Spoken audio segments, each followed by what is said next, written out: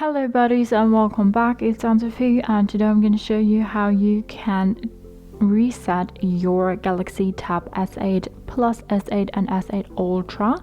First, what you want to do is go to accounts and backup and then click on your Google account and say remove account. Yes, we are sure.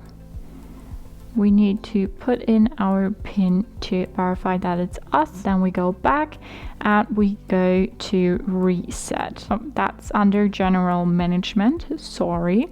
Reset all settings, reset network settings, reset accessibility settings, or reset a data reset. We want a factory data reset, so we click on reset, put in our PIN. To verify that it's us, we say delete all.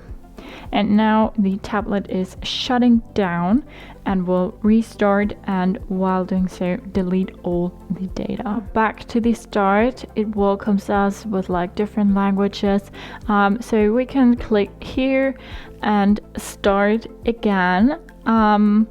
So that's how you make a factory reset on your Galaxy Tab S8 Plus, S8 and S8 Ultra.